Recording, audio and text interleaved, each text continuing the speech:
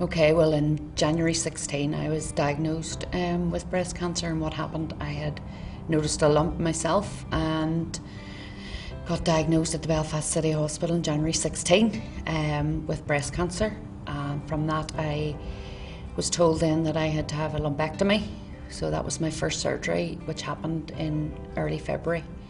And the result of that was very positive. They took some lymph nodes, but they were afraid that it had spread, so they wanted to do chemotherapy and radiotherapy. The idea was a belt and braces approach, that's what they told me. So after the lumpectomy, I started chemotherapy in the April. I had 6 sessions of chemotherapy. From April to October that took, because I had 1, 3 and 5. I had hospitalisations, I took pretty sick.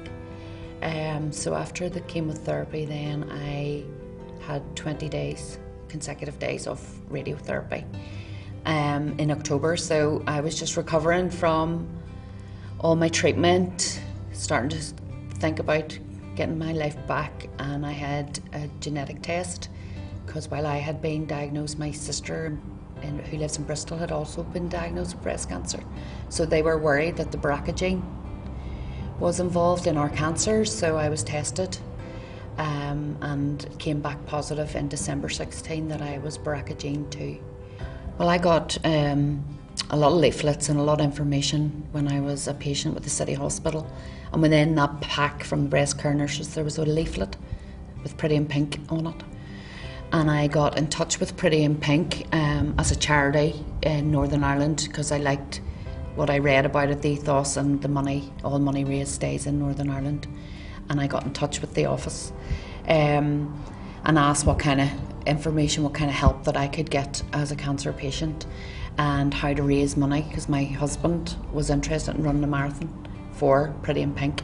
We enjoyed a relationship, friendship, and every year I have made donations to Pretty in Pink by having fundraisers, and they've always supported us. And I'm in their group, the Facebook page, and I follow them, and I encourage that.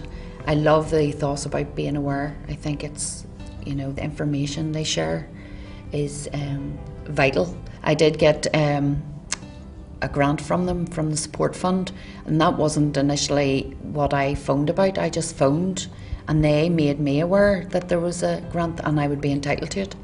And I found that it was the first organisation that I had been in touch with that I didn't feel that I was begging.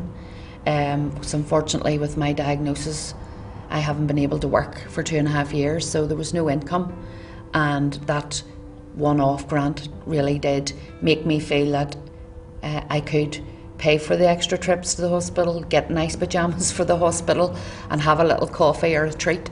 Practical support. And I didn't know that that was available, because it certainly hadn't been made aware of me by anyone else. So Pretty in Pink were the first charity that I was in touch with that actually explained all of their, support. It's not just financial; it's emotional, and they're aware and they're interested in you as a person, and they've invited me along to all their events. But with the help of Pretty in Pink and everyone, your loved ones, we can do it, and I would just say to anybody, put the hand out. There's people there that care, and Pretty in Pink gave me back my confidence, even being able to do this. I just love them. Thank you.